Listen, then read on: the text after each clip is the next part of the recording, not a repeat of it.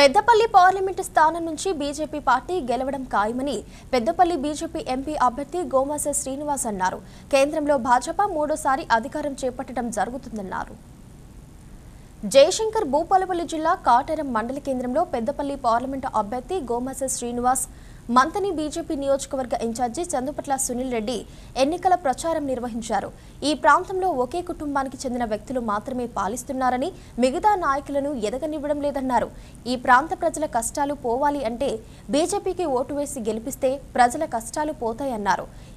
ఈ ప్రాంత వాసునిగా నేను వచ్చిన, మీ సేవకుడిగా వచ్చిన, మీ కుటుంబాలని నా కుటుంబం అనుకుంటా. ఈ ప్రాంతంలో పుట్టిన ప్రతి బిడ్డ కష్టాలు తెలిసిన వ్యక్తిగా వచ్చిన నేను ఎంపీగా గెలిస్తే మీరందరూ నా ఇంట్లో కూర్చొని అన్నం తినగలుగుతారు, బువ్వ తినగలుగుతారు.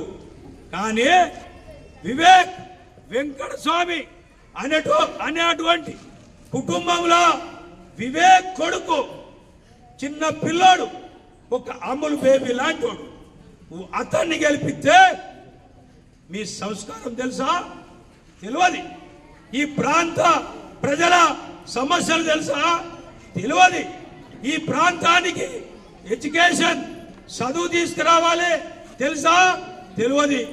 కానీ నేను ఈ దేశంలో ఈ ప్రజలకు కావాల్సిందే చదువు.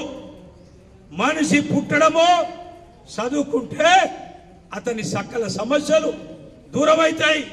కాబట్టి నేను గెలిస్తే మీ అందరి కోసం ఒక నవోదయ స్కూల్ పెట్టగలుగుతా.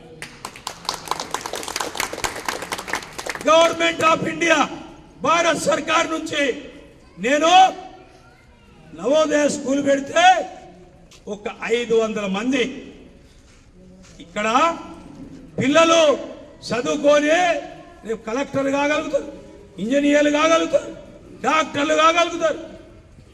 ఇది ఎవడన్నా చేసిండా? ఏ ఎంపీ చేసిండా? చేయలేదు.